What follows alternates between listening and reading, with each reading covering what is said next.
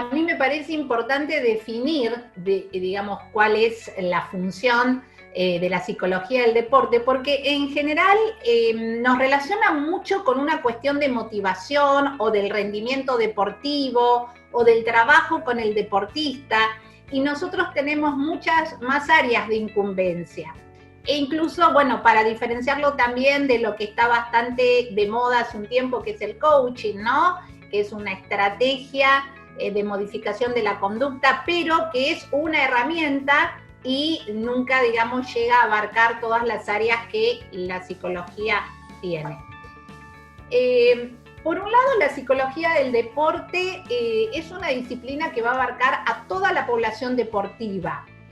Va a poner su conocimiento justamente al servicio de toda la población, y con esto quiero decir, no solo el deportista, como decía antes, que la mayoría cree que solo trabajamos con el deportista, sino que va a tener que ver con los padres, si hay chicos, con el público, con la hinchada, con la identidad deportiva, con los entrenadores, con todas las personas que están en el ámbito deportivo. Y obviamente va a tener un enfoque, si hace especialmente al deportista, con una mirada integral que sería biopsicosocial, donde no vamos a poner solo el foco en el rendimiento deportivo, sino que vamos a poner siempre su bienestar en primer lugar. En este sentido, siempre vamos a priorizar la salud. Pero más allá de eso, fíjense en las distintas áreas donde tenemos etapas de desarrollo para trabajar, la importancia de etapas evolutivas a tener en cuenta cuando estamos en el deporte. No es lo mismo entrenar a un chiquito de 6 años que a un adulto. Entonces, la importancia de la formación de los entrenadores. El entrenamiento es un acto pedagógico, por lo cual los entrenadores tienen que estar muy formados y capacitados para trabajar no solo, digamos, con adultos, sino prioritariamente con los chicos. Y esto es algo que viene cambiando, yo diría, no hace tanto. Esto lo digo como docente de distintos centros de entrenadores, donde ahora a los entrenadores se les viene pidiendo una capacitación, una formación, como para tener un carnet que los habilite a entrenar y a estar a cargo, digamos, de las competencias. Entonces, creo que en eso hay un avance. No lo tienen todos los deportes, pero se va camino a eso, ¿no es cierto? Por otro lado, todo lo que es arbitraje, dar herramientas a los árbitros con todo el tema de la presión que tienen siempre en lo que hace a su función, en la competencia deportiva misma, en lo que es a la dirección de entidades deportivas, sea desde recursos humanos, asesorando a las distintas personas que están en la dirección. Después todo lo que es atención psicológica y rehabilitación en el caso de las lesiones, la importancia del apoyo psicológico cuando hay deportistas lesionados. ¿Por qué? Porque por un lado tenemos que crear la adherencia al tratamiento, es muy importante esto. El deportista lesionado pasa por distintas fases que son muy similares en algún punto al duelo, donde hay emociones de mucha ira, a veces enojo, tristeza, hasta que hay algún momento donde puede aceptar el tema de la lesión.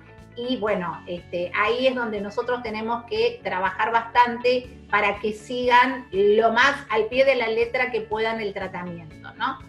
Y además, con la apoyatura psicológica, yo creo que todo lo que hace a la rehabilitación en sí misma es más rápida y es más eficaz.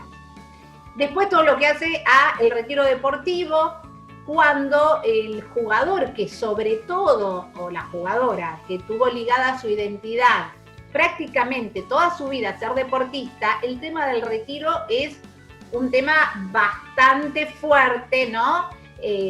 Por eso digo que en realidad golpea como fuertemente su identidad, ¿no?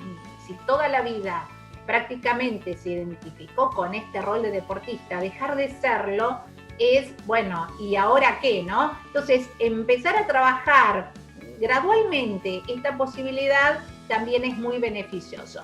Cuando un deportista empieza con esta pregunta de que si va a dejar o cuándo va a dejar, también esto repercute mucho en la conducta cuando va a entrenar.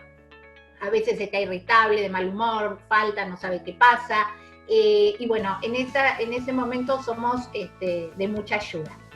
Después, bueno, lo que es el deporte espectáculo, como pueden ser los grandes eventos deportivos, también ahí asesoramos, y lo que hace a el proceso diagnóstico, que yo diría que es cuando ingresamos un equipo y evaluamos justamente, uno podría llamar las fortalezas del equipo, pero yo diría que evaluamos una cantidad de cosas que ahora les voy a ir mostrando, ¿no?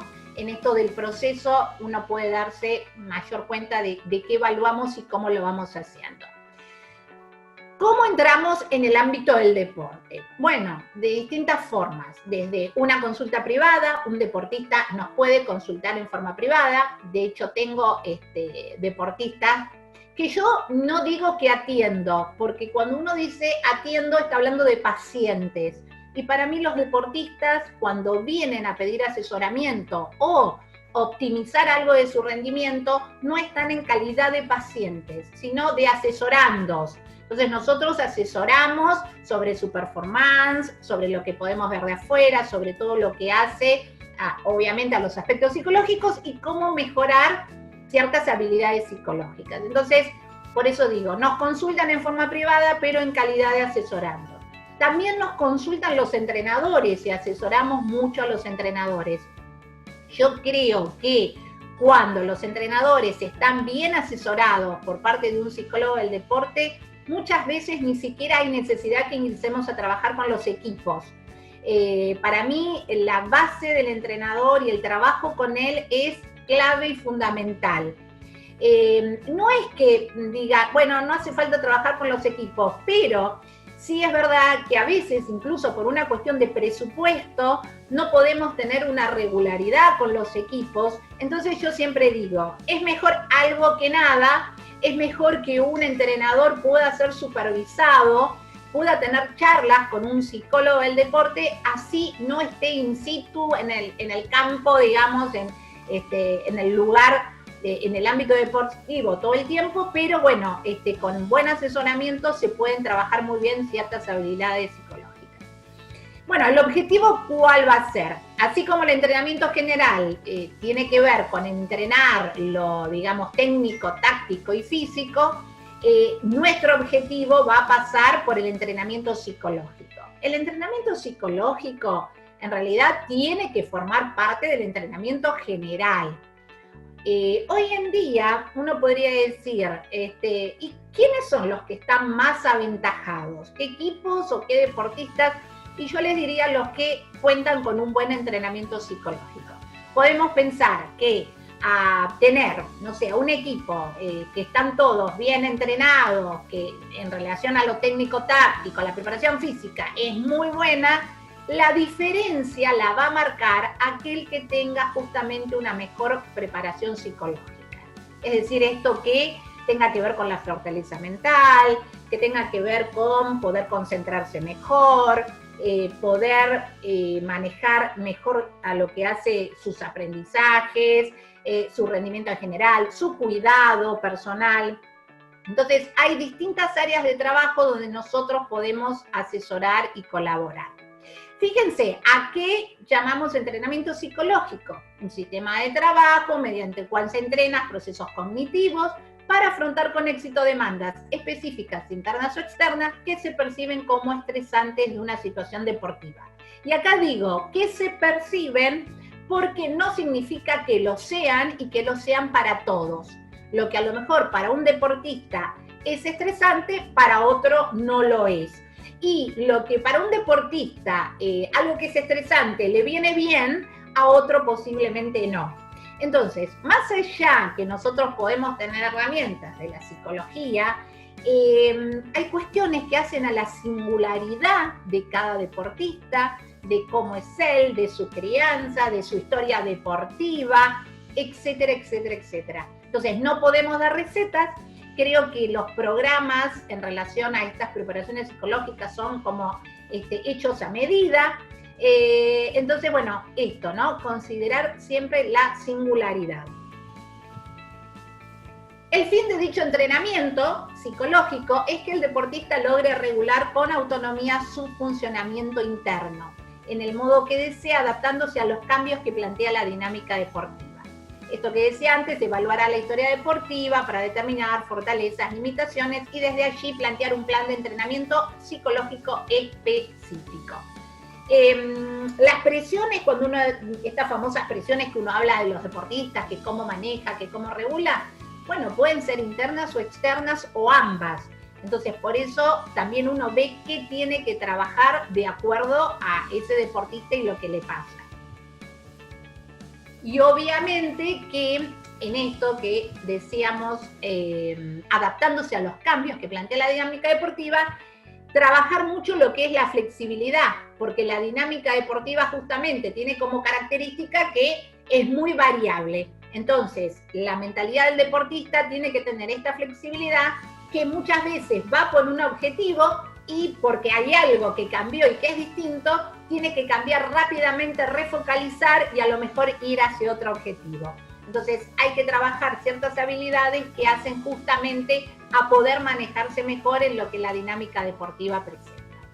Fíjense en lo grupal, cuando trabajamos con equipos, observamos las dinámicas, el nivel de cohesión. La cohesión significa la unión en el sentido deportivo, roles asumidos, clima motivacional y también trabajar los aspectos comunicacionales. Entonces, por un lado, si bien pensamos en un equipo, creo que hay cuestiones como individuales también a trabajar y evaluar. A veces cuando se empiezan los equipos dicen, bueno, los trabajos en equipo, ok, está todo bien, pero yo digo que hay que trabajar paralelamente tanto el aspecto colectivo como el aspecto individual. Porque a veces hay cuestiones individuales que no están tan en sintonía con el trabajo grupal y hay que trabajarlas en forma, digamos, más privada también, ¿no? Hay cuestiones que no se van a exponer públicamente y que uno, como psicólogo del deporte, tiene que trabajar en forma privada. Es fundamental trabajar la identidad del equipo y sus valores. Esto es fundamental porque a veces, y sobre todo en el deporte, hay como una cuestión, si quieren, más como repetitiva de decir, bueno, los valores, compañerismo, esfuerzo, como si fueran palabras vacías. Y uno realmente tiene que poder llegar a lo que hace a la esencia y a la identidad de ese equipo y realmente cuáles son los valores por los cuales uno nota que realmente trabajan y se identifica. Porque así como yo siempre digo en los cursos que doy a los entrenadores, cuando uno ingresa a alguien a un equipo, tiene que tener una referencia, tiene que tener confianza, tiene que saber a quién ingresa. Yo sé que muchas veces con esta cuestión que hablan del presupuesto, que no hay presupuesto para un psicólogo, etcétera, muchas veces parece que les abren las puertas, no quiero decir a cualquiera, pero a lo mejor a alguien que pueda hacer una experiencia o una práctica y no es lo mismo alguien que ya viene con cierta experiencia de trabajo de grupos. Yo digo que cuando hay personas, justamente hay que ser muy cuidadoso las cuestiones que se movilizan a veces y que uno tiene que poder elaborar y trabajar. Uno no va a destapar un tema que después no sepa cómo trabajarlo, cómo elaborarlo, porque si no va a terminar siendo peor. Entonces, en esto yo siempre digo, bueno, los entrenadores pidan referencias, pregunten con quiénes trabajaron, con qué equipos o qué otro entrenador. Esto me parece muy importante. Entonces, el psicólogo del deporte tiene un rol muy activo, que es muy distinto al enfoque clínico, ¿no? Cuando uno en general piensa en el psicólogo, piensa en el consultorio, el psicólogo sentado, el paciente sentado. Acá era yo tirada en el piso cuando una jugadora tenía el tiempo de poder hablar o caminando hacia, saliendo de un vestuario. Es como un rol totalmente distinto a este que tenemos como el estereotipo del psicólogo clínico. Y que también está bueno diferenciarlo porque nosotros no tenemos una función de trabajar desde lo que falta, desde la psicopatología, sino que nuestra función es optimizar lo que hay. Nosotros no vamos a llenar una carencia de algo, sino sobre lo que hay tratamos de mejorarlo. Entonces el enfoque de trabajo también es totalmente distinto. A mí me parece que el deportista que pueda hablar de algunas cuestiones o trabajar algunas cuestiones más personales psicológicas entra con una mejor predisposición a entrenar, entra más motivado, entra más aliviado. Yo creo también que aliviamos muchas cosas, digamos, para el entrenador, donde se pueden hablar de distintas situaciones, que bueno, ya es algo menos, entonces el entrenador tiene resuelto algunas cuestiones que no le van a ir a él, como una especie de mediatizadora, ¿no? Siempre con el cuidado de lo que hace a la confidencialidad. Fíjense los objetivos generales del entrenamiento psicológico, conseguir que el deportista mejore sus procesos evaluativos de manera que sean lo más adaptados posible a sus propias exigencias y a las de la situación, que logre aprender a organizar sus recursos de afrontamiento de un modo óptimo y hacer que mejore el nivel de eficacia de sus recursos o que aprenda otros nuevos. A ver, cuando yo fui, entre una de las cuestiones que evalué era qué recursos tienen, ¿no? Este equipo, qué recursos tiene, trabajó sistemáticamente ciertas cuestiones psicológicas previamente, no, es la primera vez que están con un psicólogo del deporte. Bueno, entonces tuve que evaluar qué recursos de afrontamiento, ¿sí? Cuando digo recursos de afrontamiento es si había recursos para manejar a lo mejor la ansiedad, digamos, si sabían cómo relajar justamente frente a una situación de tensión, cómo focalizaban a un objetivo, si el pensamiento que podían utilizar era positivo más allá de que a lo mejor no se daba el objetivo que querían. O sea, uno va evaluando distintas situaciones y qué recursos había para afrontarlo. Entonces, de acuerdo a eso, si faltaba algún tipo de recurso que uno considera necesario, se enseñaba. Por eso digo que hacemos mucho también de psicoeducación. Estamos educando en recursos psicológicos. Y obviamente los que tenían o las que tenían ciertos recursos, había que ver si se podían mejorar o, bueno, estaban. Yo creo que por más equipo de alto rendimiento que tengamos, siempre todo se puede mejorar.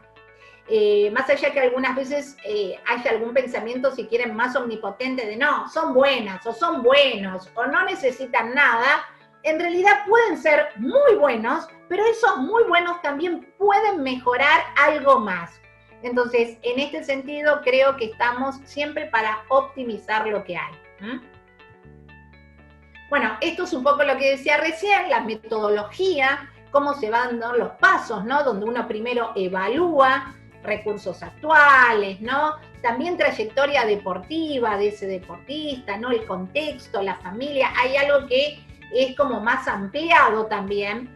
Y también a estos cuidados más personales, lo que hace a la nutrición, si están cuidando bien a lo mejor sus visitas a los médicos, a los controles, el médico clínico, las que están a lo mejor con cuestiones de kinesiología. Entonces, ver también un cuidado más amplio y general, incluso también sus vidas de relación, ¿no? Después, en base a estos recursos, entrenar o enseñar, como les dije antes. Se trata de adaptar el uso de estos recursos a la prueba concreta, es decir, al campeonato, al torneo, a la competencia concreta. Hay competiciones simuladas, ¿no? Donde uno trata de esto que aprendió o que tiene como recurso de afrontamiento, bueno, ensayarlo. Por eso digo entrenamiento psicológico, ¿no? Porque así como pensamos un entrenamiento físico, técnico, táctico, también pensamos el entrenamiento psicológico como estas habilidades psicológicas que si no las tengo, las puedo desarrollar y las puedo entrenar. Este concepto es muy importante, porque a veces cuando, desde sobre todo, el entrenador se queda con que no, bueno, este jugador o esta jugadora es así, y no cambia, o lo conductual, o no, en realidad todo lo que es al aspecto psicológico también es entrenable y modificable. Entonces, ahí no tenemos que dejar fijado a un jugador o una jugadora determinadas características, porque se pueden trabajar como otros aspectos más que trabajamos en el entrenamiento general. Por supuesto que cada situación es única, como cada jugador o jugadora, y es posible preparar también muchos detalles de esta situación o de esta competencia. Fíjense la evaluación de la eficacia del plan. Creo que que lo importante cuando uno hace una planificación es poder evaluar después cómo fue. Si uno no evalúa, realmente es como dejar el plan casi por la mitad, porque no está pudiendo saber qué efecto tuvo, si fue eficaz, si no, si más o menos evaluando esto, sea con el deportista o con el entrenador, más o menos se llegó al objetivo, digamos, planeado o no. Entonces, la evaluación de la eficacia del plan es un must. Hay que hacerla. Además, yo creo que cuando un equipo, digamos, se siente cómodo estando juntos, la pasa bien, siempre se acerca de alguna forma mejor a su objetivo. Con esto no quiero decir necesariamente ganar, porque no es que los equipos por llevarse bien ganan o son siempre exitosos. No, tiene que ver con otra cuestión, tiene que ver como que uno puede trabajar mejor en pos de su objetivo en un buen clima grupal, más allá del resultado en sí mismo, ¿no? Y creo que es muy importante porque todo se consigue de alguna forma mejor cuando hay mejor predisposición en este clima de llevarse bien y de sentir que están todos alineados con el mismo objetivo, donde a veces no es tan así. Yo siempre digo que a veces uno se queda con la foto de los equipos, ¿no? Y es bárbaro porque los vemos con medallas o todos sonriendo, una foto de equipo. Pero pasan muchas cosas dentro de los equipos porque, bueno, tiene que ver con las individualidades, ¿no? Esto obviamente no se dice, no aparece, pero por eso digo que no es menor el objetivo de tratar que un equipo se lleve bien, donde hay muchas personas, ¿no? Bien, atentos a potenciar habilidades de adaptación a todo lo novedoso causado por el entorno. Esto lo que yo decía en cuanto a la preparación previa, ¿no? Bueno, va a estar la prensa, va a estar esto, van a estar locales. Entonces, tener todos los detalles que uno podía ya saber que iban a estar en cuenta para que justamente no se transformaran en factores distractores, ¿no? Todo esto de lo novedoso. Hacer foco en la competencia, evitando los factores distractores, fomentar niveles de tolerancia, 20 días de estadía, mantener cierto grado de estabilidad en toda esa estadía, tiempo libre, había bastante tiempo libre, pero también lo que a mí me pareció importante, estando allá, era que esta libertad en el tiempo libre también tenía que estar como planificada, porque mi impresión fue que en ese tiempo libre era como que el equipo se dispersaba y bueno, iban haciendo distintas cosas, algunos iban a ver algún partido de otro deporte, otras iban a caminar, otras estaban en los cuartos, pero desde mi observación yo creo que es algo a tener en cuenta, que también el tiempo libre debería ser en algún punto planificado. Y aprovechar los tiempos vacíos. También, ¿no? Esto que les decía antes, de repente mis charlas pasaban por, en el momento de alguna de las comidas, ponerme a charlar ahí, caminando hacia una de las habitaciones, o en el micrito que llevaba de una torre a otra, digamos, aprovechar esos tiempos que uno podría pensar vacíos para poder a lo mejor tener alguna charla, para ver por dónde estaba esa jugadora, ¿sí? A mejorar tiempos de trabajo psicológico, donde creo que deberían estar también en lo que hace al juego olímpico en sí mismo como más planificados. Hay una cuestión de como que cambiaba también mucho sobre la marcha, ¿no? Había cuestiones administrativas, organizativas, que eran de tensión extra en el sentido que, por ejemplo, se habían cambiado los lugares de entrenamiento, entonces de ser, por ejemplo, cerca, había que irse más lejos y esto implicaba un cambio de rutina, el horario de comer, el horario de acostarse. Bueno, todas estas cuestiones fueron como muy variables y tenían que ver con la organización. Y digamos que esto forma un factor extra de tensión. Entonces, si yo tendría que pensar a mejorar, bueno, esto sería una cuestión más, si quieren, administrativa, pero que se debería contemplar. ¿Cómo y quiénes nos contratan a nosotros? Porque en realidad yo fui porque el entrenador quiso que fuera, pero no había nadie desde, digamos, de lo más institucional, organizativo, que podría darle como este lugar a los psicólogos. En los cuerpos técnicos no tenemos un lugar como tienen, si quieren, el médico o el kinesiólogo, Creo que esto hace una cultura también, porque en un primer momento los cuerpos técnicos iban solo los entrenadores, hasta que esto se empezó a ampliar. Creo que en lo que hace a nuestro país esto se tiene que empezar a instrumentar de alguna forma. Pude chequearlo con países de otros lugares del mundo donde van muchos psicólogos. A veces hay países que llevan como varios psicólogos, ¿no? De distintos deportes. Entonces, también poder compararnos en cuanto al mundo, cómo estamos en cuanto a nuestra función, ¿no? Qué reconocimiento tenemos. Sí, profesionales de ciencias del deporte, marcar la diferencia a las personas que hacen coaching, me sigue pareciendo importante por la formación que tenemos de 6 años de universidad, más la especialidad en deporte, a donde al menos en Argentina sabemos que lo que hace a la formación en coaching no es más de 1 año o por ahí, a veces son meses de cursos. Profesionales mujeres con participación activa en equipos femeninos.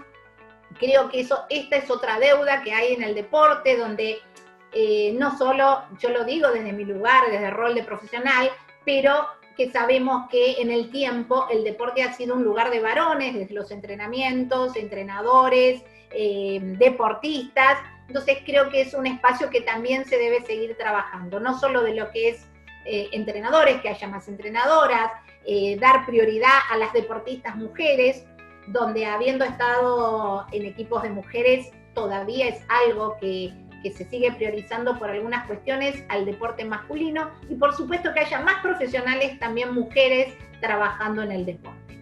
Así que bueno, esto básicamente para que ahora sí me puedan preguntar todo lo que quieran y seguimos. Bueno, buenísimo, Laura, muchísimas gracias. Les recordamos a los asistentes, pueden ir preguntando por el chat o levantando la mano y vamos habilitando los micrófonos. Aprovecho mientras vamos armando eso para hacerte la primera pregunta yo, Laura. Dale. Que tiene que ver con cómo trabajabas con las chicas, en este caso, que eran las jugadoras que eran suplentes, porque muchas veces, entrenás toda la semana precisamente para jugar, y después te encontrás con que quizás tenés que ir al banco de suplentes o no sos muy tenida en cuenta, y bueno, tenés que manejar un montón de sensaciones que te vienen, ¿no? O sea, ¿cómo trabajabas vos ese aspecto? Se trabajaba, yo no te diría, no sé si tanto más, pero con las suplentes se trabajaba prácticamente igual que con las titulares. Incluso hubo algo que en un momento una jugadora ya sabía que no iban a viajar digamos, a lo que era Toronto para clasificar, y hubo como una cuestión de realmente muy linda, de preguntar cómo podían apoyar al equipo que viajaba. Entonces se armó, creo que están esos videos, no sé si están en YouTube, en donde como un equipo de hinchada para las que viajaban, y se dedicaron a armar ciertos, digamos, trabajos prácticos de cajas con cosas, con recuerdos, con canciones, que se los dieron a, creo que fue el fotógrafo en su momento, que él cuando llegó allá se los dio al equipo titular. Y entonces incluso ellas se apodaron como la banda, era la banda como la hinchada que alentaba. Entonces esto fue un trabajo muy rico, porque esto que vos decís, los suplentes que pueden sentirse dejados un poco de lado, tener sus vivencias de decepción, pudieron como hacer activo esta situación desde otro rol, desde ser del equipo, pero ponerse en servicio a este equipo que iba a ser que era el representante, y ellos alentar como podían, ¿no? En esta cuestión más de la historia compartida, ¿no? Perfecto, gracias. Acaba de levantar la mano Guillermo, así que Guillermo, te estamos reiniciando el audio para que puedas preguntar. Ya estás habilitado, Guille, así que vamos con vos. Bien, buenas tardes, doctora. Una consulta, digamos, primero hago la composición y después va la pregunta. El tema es, por ejemplo, tenemos Gabo, ¿viste? El jugador. Sí. Vive lesionado de determinadas maneras. Sí. Puede ser que influya el tema psicológico, y ¿desde cuándo se toma a los chicos, por ejemplo, ¿tiene que ver el factor socioeconómico para divisiones inferiores? Lo mismo que, por ejemplo, cuando usted trabajó con las chicas de la garra. ¿Y de dónde se puede empezar a dar el primer paso?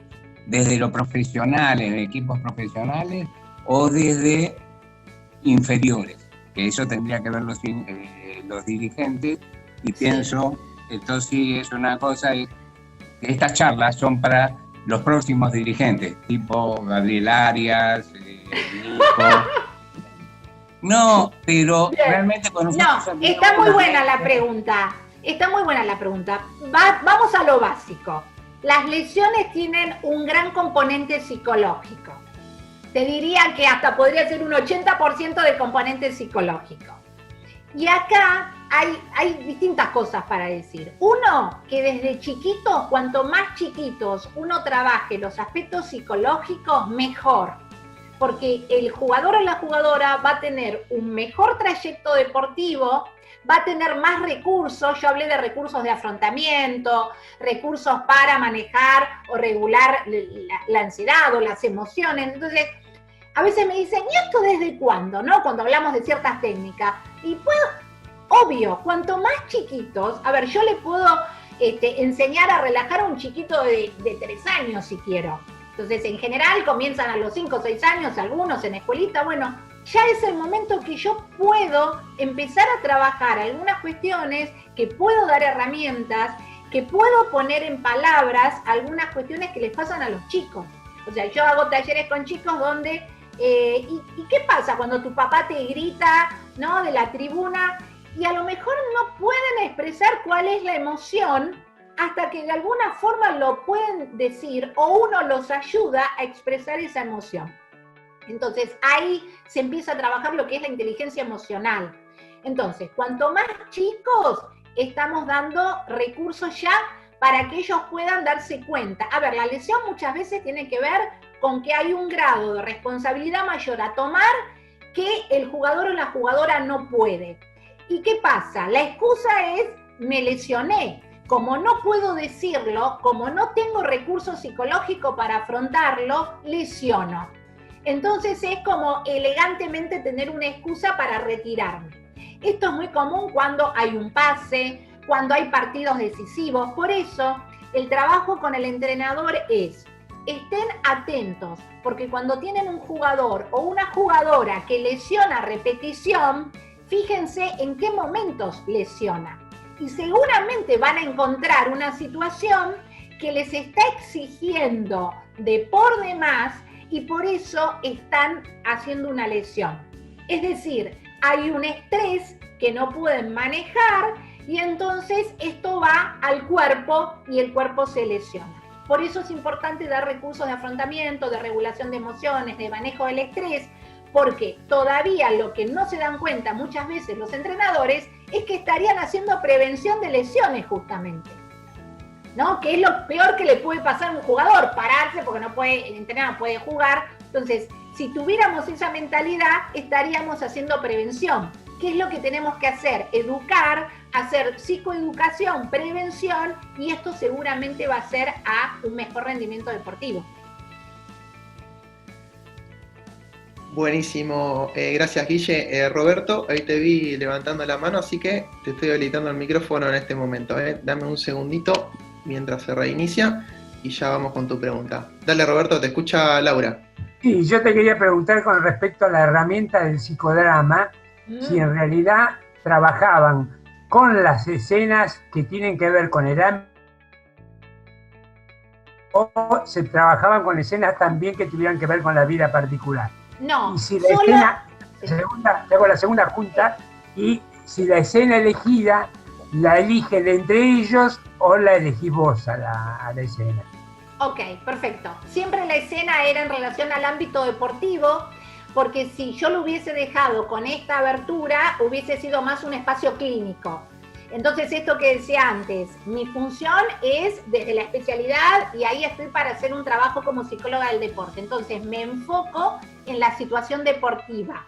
No le doy una amplitud a transformarlo en un espacio psicoterapéutico, porque estaría fuera de contexto. Entonces, eran temas de situación deportiva y el tema en ese caso lo elegía yo.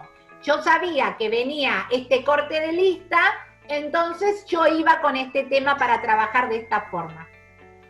Perfecto. Gracias. Dale, buenísimo. Igual sigue.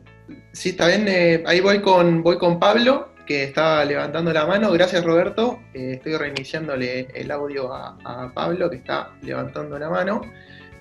Y aprovecho de decirles que también las pueden escribir, por si no quieren hacerla oralmente, también las pueden escribir en el chat y las voy leyendo. Pablo, te escucha Laura. ¿Me escuchan bien? Porque a mí no me sale amarillo. ¿Me están escuchando? Sí, te escucho. Bueno, no me sale amarillo, estás vos amarillo, Gaby. Bueno, perfecto. Bueno, te felicito, la verdad que excelente la exposición, muy clara. El deporte es muy vasto, hay un montón de disciplinas, un montón de deportes. Y nosotros pertenecemos a un club que principalmente trabaja en el tema de fútbol, obviamente. Y lo que a mí me pasó como experiencia, que es muy difícil meter la psicología dentro del fútbol. Fue muy lento, yo hace 10 años que fui dirigente y creo que ahora está un poquitito más aceptado. Sí. Si vos notás que el fútbol, o los dirigentes de fútbol, o los técnicos de fútbol, se resisten más a aplicar este tipo de tecnología o interdisciplina, que es muy importante.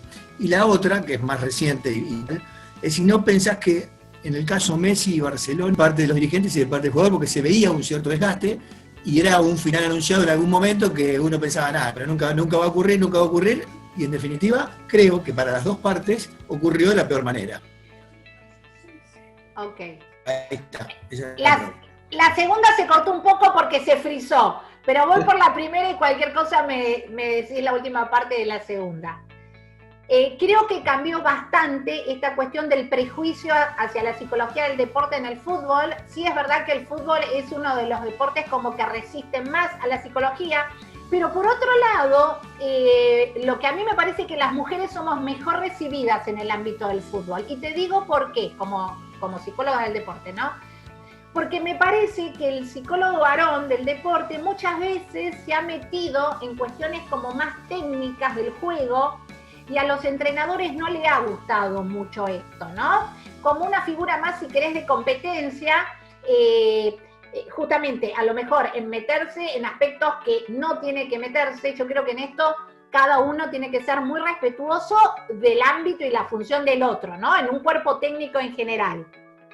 Y rescato mucho lo que decís de la interdisciplina.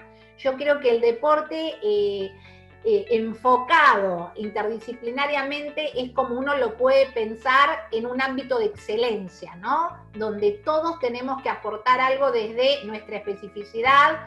Entonces es la forma, ¿no? Es la forma que uno ve en los países que están avanzados justamente en este tema. No es que es el psicólogo del deporte, somos todos las distintas ciencias de la salud abocados al rendimiento deportivo. Eso me parece como, bueno, lo máximo, si querés. Y en cuanto otra vez al fútbol, ya te digo, yo ahí creo que hay una cuestión a veces hasta de género, pero yo he trabajado con gente del fútbol muy bien, la verdad, y creo que hay también un poco de prejuicio, y creo que va cambiando también. De hecho, conozco colegas, conozco psiquiatras también que trabajan en equipos de fútbol. Me parece, lo que pasa es que creo también que a veces el fútbol esto lo tiene como callado, silenciado y no lo dice, pero no es que no tenga a alguien trabajando. Eso también es un prejuicio, porque sigue apareciendo esta cuestión del psicólogo clínico, ¿no? ¿Y para qué estamos? Y estarán mal. Y en realidad es una visión totalmente distinta. Creo que en otros deportes no nos ocultan, como a veces podría ser que en el fútbol sí. Quizás ahí tiene que ver un poquito lo que otra de la parte que le respondiste a Guillermo, de que desde chiquitos se acostumbre a esto, ¿no? Entonces cuando llegás a primera ya lo tomás como algo natural y no necesitas hacer el proceso contrario, sino que ya lo tomás como algo completamente natural. Sí.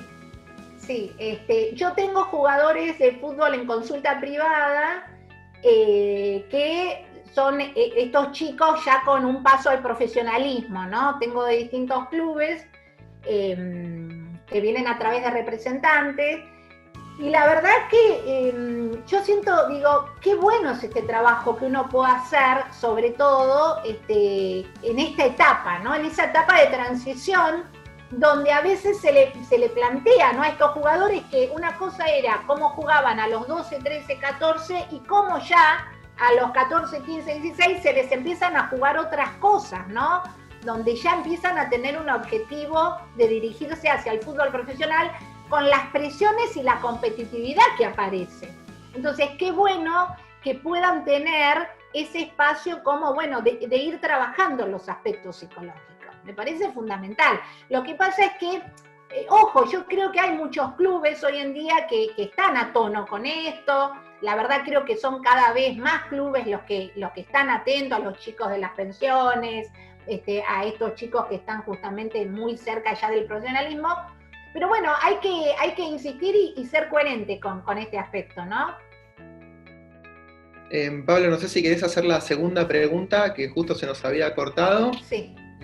Te habilito, la de Messi. Sí, te habilito de vuelta, así la haces de nuevo. A ver ahí. Sí, ¿me escuchan? Te escuchamos bien. Perfecto, espero no congelarme.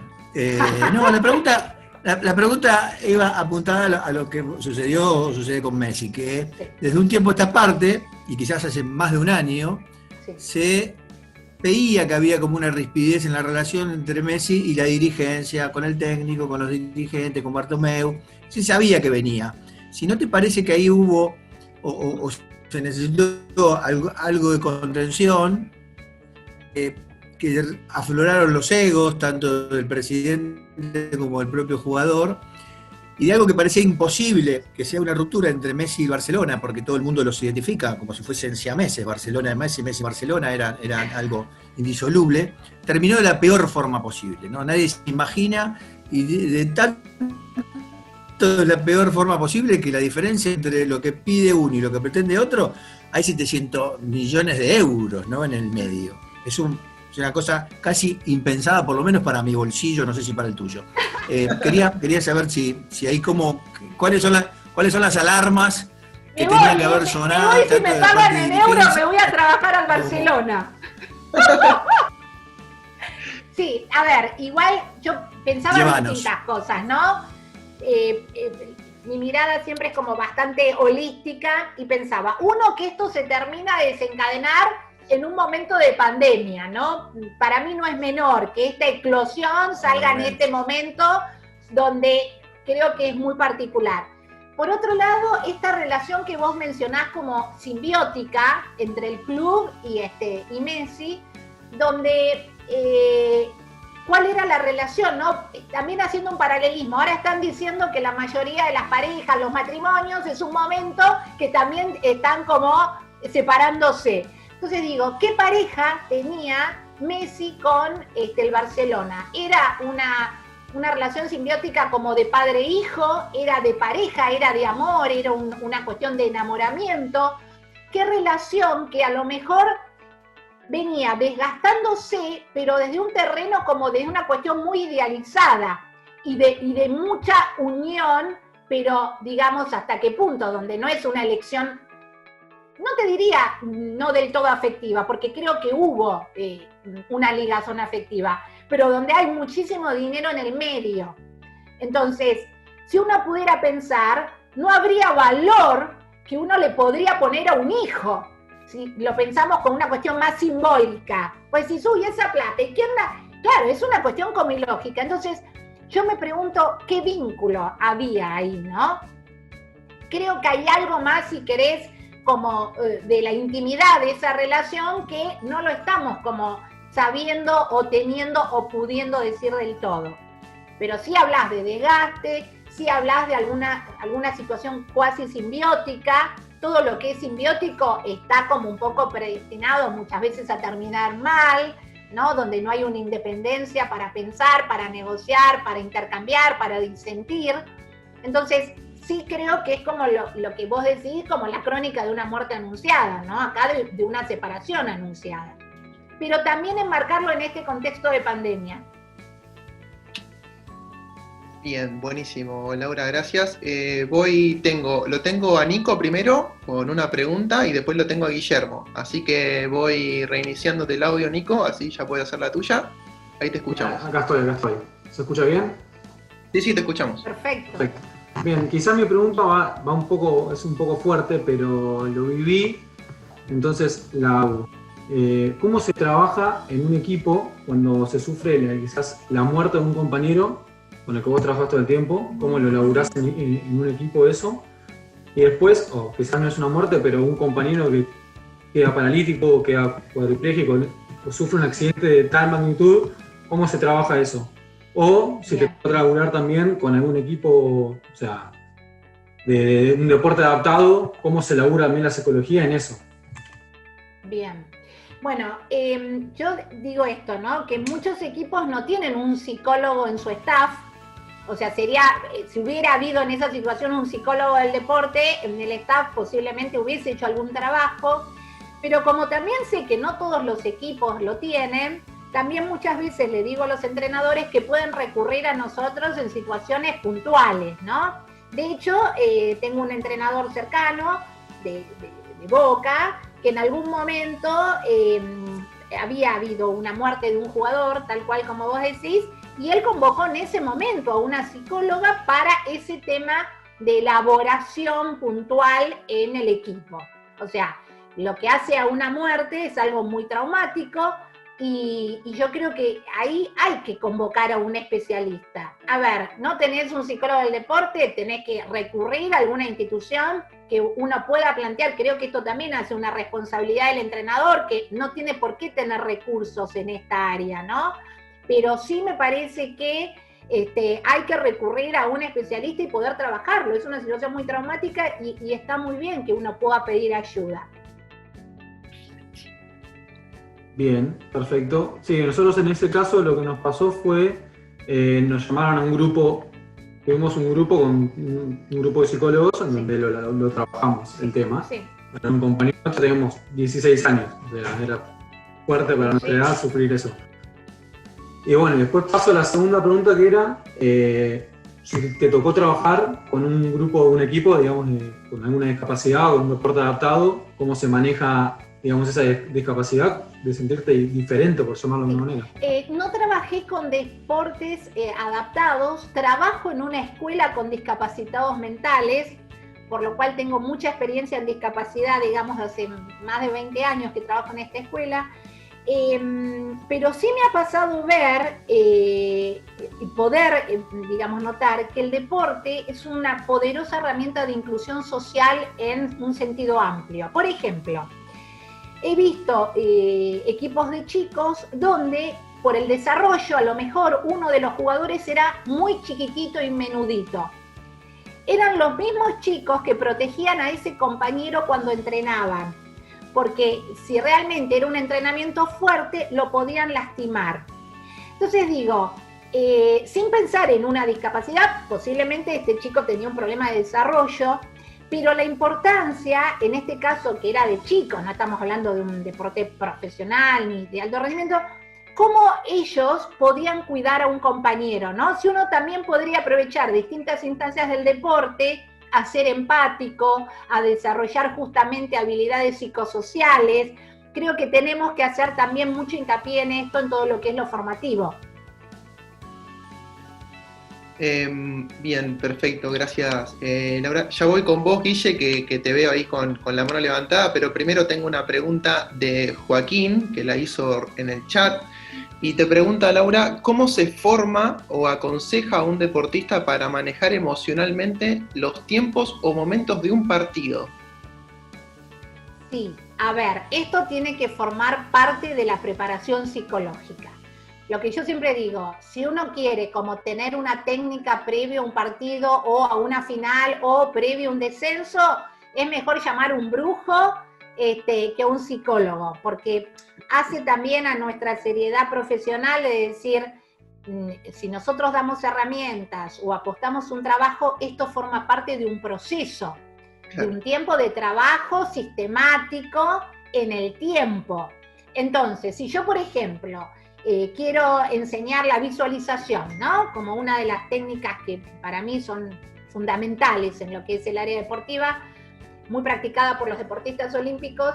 Digo, la tengo que enseñar, la tienen que entrenar seguramente por fuera del espacio deportivo, porque a veces no es que se practica ahí, ¿no? A veces ni hay tiempo. El tiempo deportivo es tan valioso que muchas veces los entrenadores nos dan con cuentagotas el tiempo. Entonces, digo, lleva un tiempo razonable de entrenamiento. Como les dije antes, las habilidades psicológicas se entrenan tanto como las físicas. Entonces, yo a un jugador no le voy a hacer una jugada el día del partido, en ese momento, si no la estuvo entrenando previamente.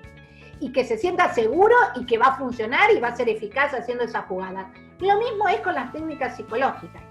Enseñarle a un jugador a manejar la ansiedad que le provoca la competición implica un proceso de tiempo. Y a veces implica hasta un tiempo largo, como que le dijera 1 año, 2, porque no es solo el manejo de la ansiedad en la competencia. Esto tiene que ver muchas veces con rasgos de la personalidad. Entonces uno trabaja como más ampliamente la situación. Por eso digo, yo no soy partícipe de, a veces que los entrenadores ya, porque tengo esta semifinal, venir a una charla.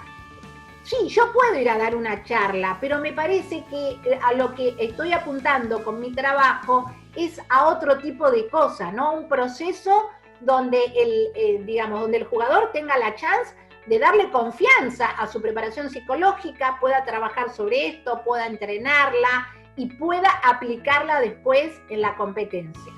Entonces, más allá de la competencia, bueno, sí, podemos trabajar durante la semana previa a la competencia, no sé si en la competencia, todo lo que hace a ejercicios de relajación, de respiración, de visualización, en lo que hace a la competencia, siempre estar con un foco positivo, trabajar el autodiálogo positivo, hay como distintas instancias, ¿no? Pero en un proceso, digamos, yo apuesto a que esto sea como con un trabajo de regularidad. Gracias, Laura. Guille, ya te estoy habilitando nuevamente el micrófono. Te escuchamos. Ahí, ¿qué tal?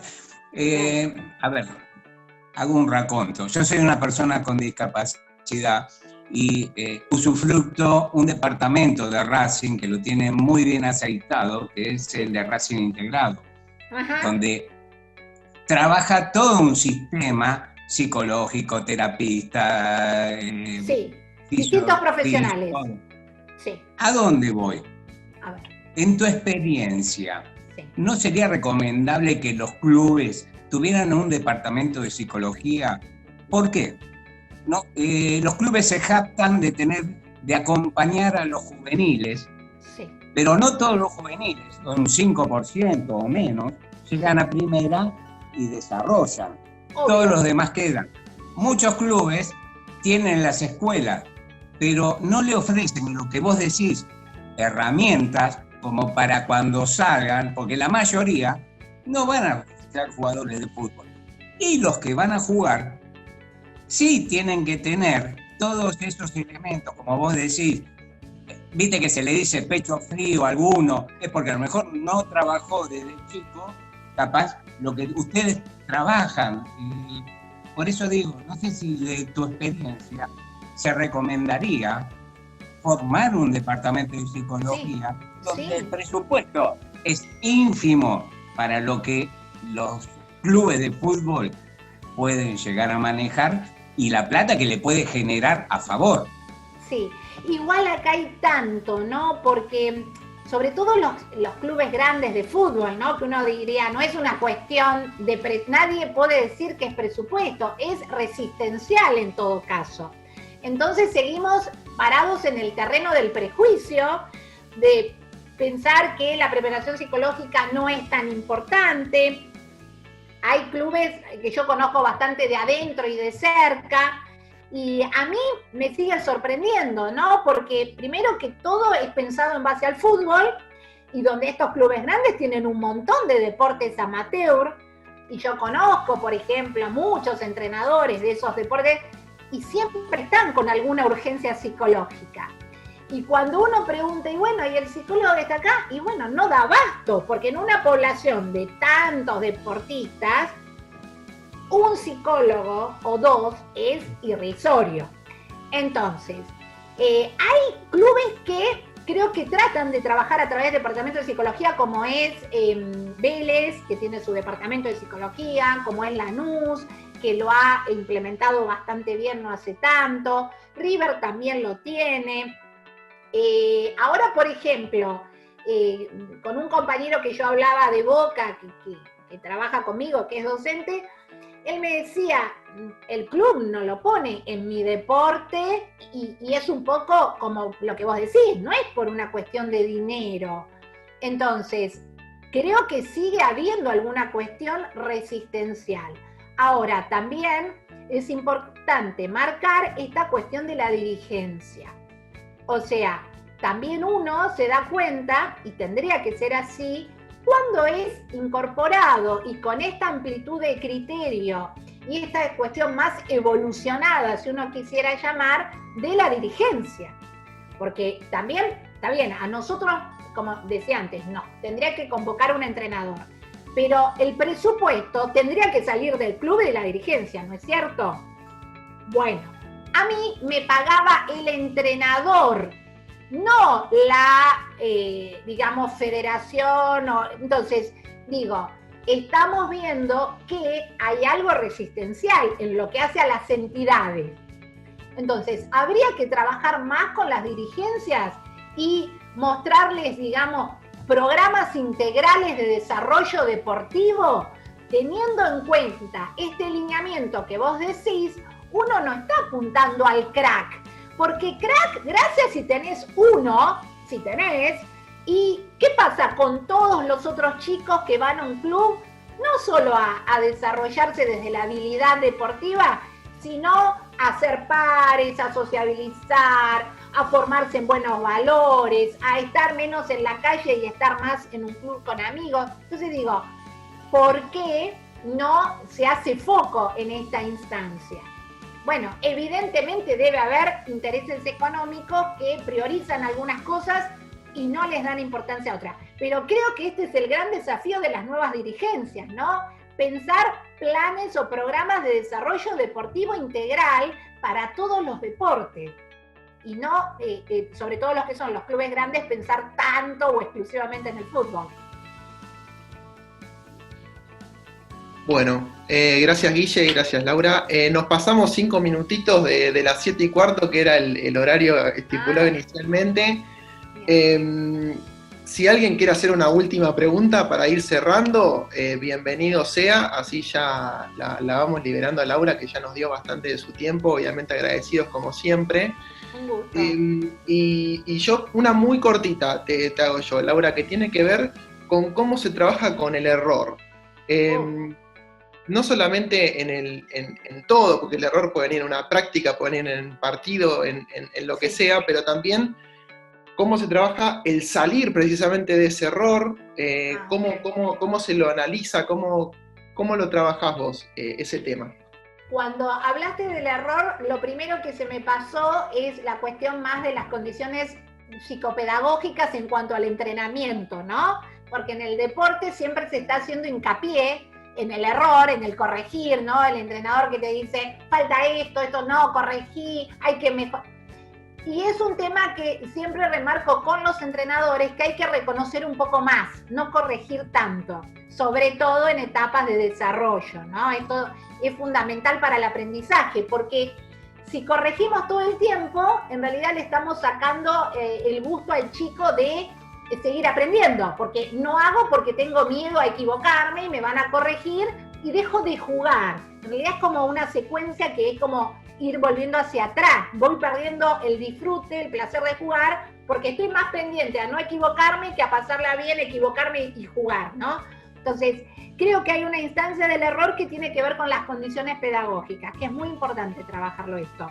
Y por otro lado, esto también de cómo a mí se me marque el error y cómo se viva en esta instancia, digamos, de entrenamiento y demás, va a hacer que yo también un poco lo lleve a la cancha, más allá de un contexto más amplio, familiar y demás, porque a veces uno dice, bueno, el entrenador no es que le está exigiendo, bueno, pero a lo mejor viene de una familia con mucha exigencia, así no sea que los padres le estén exigiendo, porque no es solo de estos padres particulares que a veces, bueno, son como un poco fastidiosos, sino a veces son cuestiones del ambiente que se viven exigencias familiares y un chico tiene una personalidad también con ciertas autoexigencias. Pero más allá de eso, siempre lo que hay que trabajar y hay que construir es esta cuestión del autodiálogo positivo.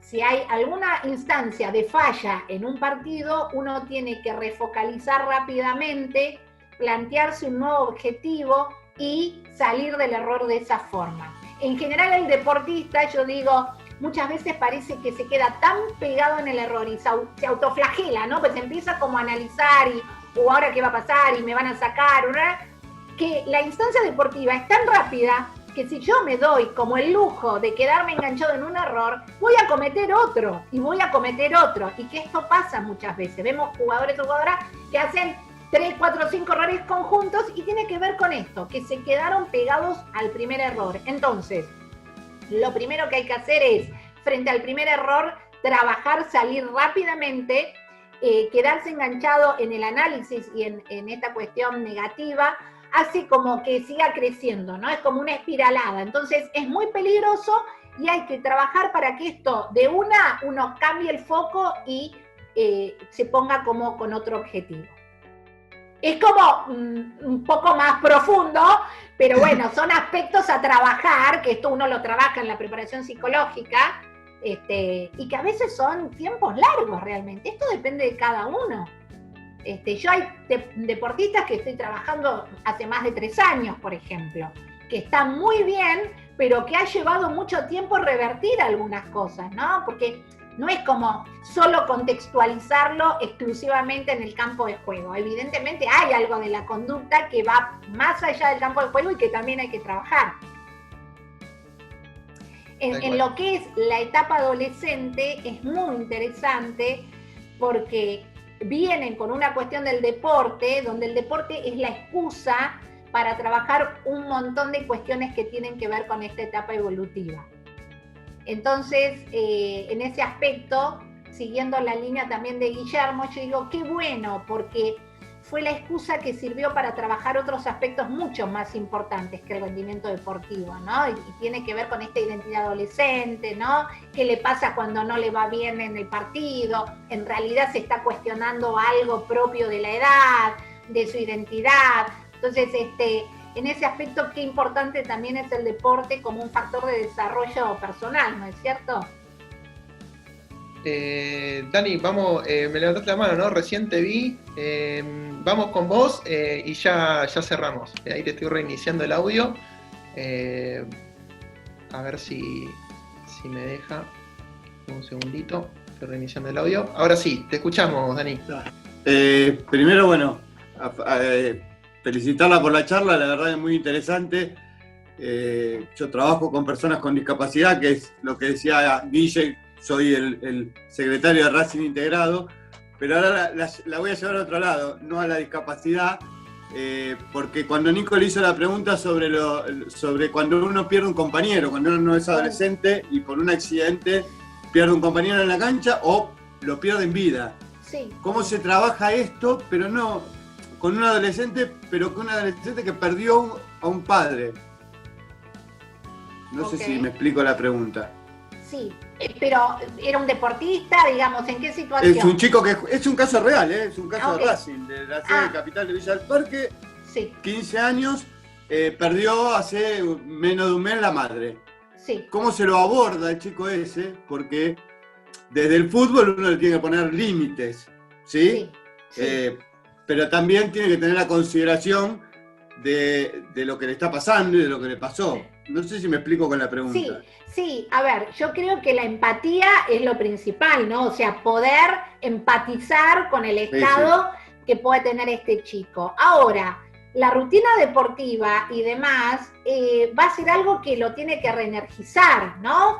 Va a ser algo que entrar en contacto nuevamente después de cierto tiempo de duelo también pensemos que los duelos tienen un tiempo, ¿no? Entre 8 meses, año y unos meses, los duelos son tiempos individuales, ¿no? O sea, alguien puede durar más, menos, pero estamos hablando de 7, 8 meses de duelo. Entonces, teniendo en cuenta que no es algo que no se va, digamos, a notar en un mes, 2, sino que lo más normal es que ojalá pueda hacer un duelo con lo que lleva un duelo, que no sea un pseudo duelo, porque sería peor. Entonces, respetando los tiempos de duelo, pensar que el deporte lo tiene que reenergizar al estar con su grupo de pares, al estar acompañado, al tener objetivos deportivos, que también va a hacer que ponga como el foco en otra cosa, y sobre todo el acompañamiento, ¿no? Esta cuestión más empática de todos hacia él. Que no es una cuestión tampoco, yo diría, de lástima, sino de acompañar, de empatizar, de hablar, de escuchar. Me parece que es lo que uno hace con una persona que está en duelo, ¿no? ¿Cómo? Pero, perdón, porque le agrego algo más. ¿Cómo hoy el deporte no es donde se puede canalizar? Sí. ¿Cómo se lo puede acompañar? Porque hoy no está el deporte como para que él canalice todo eso. Los clubes están cerrados.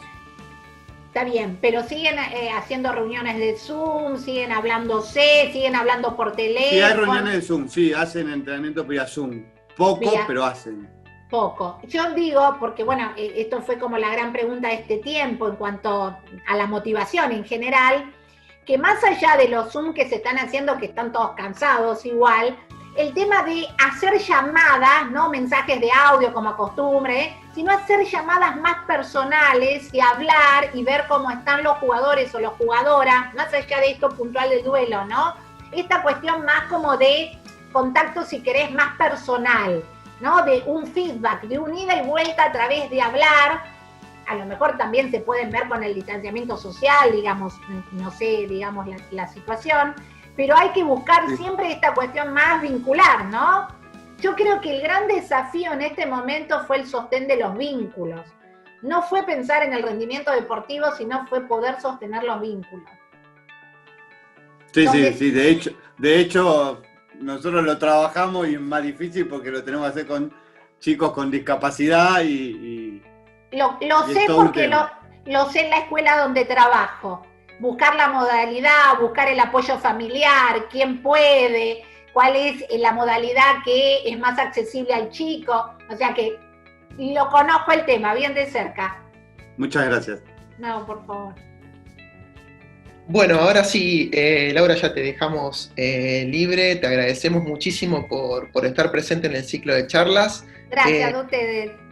Y bueno, de todas maneras, la charla queda grabada y será publicada. También, si nos permitís, te pueden contactar por medio de tus redes sociales. Sí, claro. Ningún tipo de problema, por si quedó alguna pregunta también para hacerle. Y por mi parte, les agradezco a todos muchísimo por estar presente y nos seguimos reencontrando todos los jueves en nuestro ciclo de charlas.